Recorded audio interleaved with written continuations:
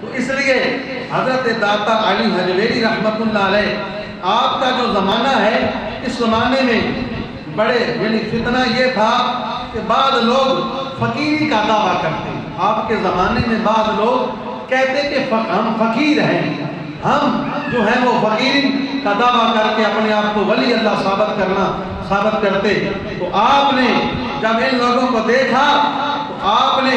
فرمایا کہ فقیری جہلوں کے پاس نہیں آتی، فقیری علم والوں کے پاس آتی ہے۔ یعنی وہ آج کل جنہیں لوگ چوڑے پالو اسی جی فقیرہ اسی جی ملانا سنت علم حاصل کرنے دی کوئی لوڑ نہیں، علم مولوی جانن او پڑھن پڑھان سنت اسی فقیری لین میں پہ آیا، نہ سن نہانے دی لوڑے، نہ دھونے دی لوڑے، نہ کپڑے بدلنے دی لوڑے، نہ صفائی دا خیال، نہ اور معاملات دا خیال۔ ایسے لوگوں کے بارے حضرت داتا علی حجویری رحمت اللہ علیہ آپ نے فرمایا کہ جو اس علم جو ہے یہ لازم اور ملزوم ہے، علم جو ہے لازم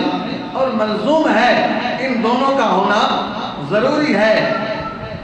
تو بعض لوگ فقیری کا دعویٰ کرتے اپنی جہالت کی وجہ سے علم کو ضروری نہیں سمجھتے، اسے حاصل کرنا چھوڑ دیتے ہیں۔ تو آپ نے فرمایا، داتا صاحب فرماتے ہیں کہ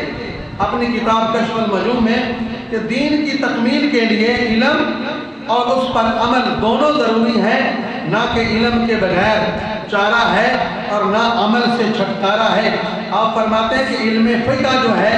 جانے بغیر عبادت کرنے والا اسی بیل کی طرح ہے، جو بیل جو ہے اس کے جو ہے وہ آنکھوں پہ ابھی پیچھے جو قریب ہمارا زمانہ گزرا ہے، یہ بیل ہم جو ہے مشینوں میں چلاتے تھے، یہاں ان کی آنکھیں بند کر کے یعنی وہ چلتے چلتے سمجھتا تھا پتہ نہیں میں نے کتنا سفر کر دیا ہے، آخر جب اس کی آنکھیں کھولتی تھی وہ بھئی انہی قدموں پہ پھر وہ ہوتا تھا۔ تو علم فقہ کے بغیر ایسے ہی انسان بھی ہے۔ تو آپ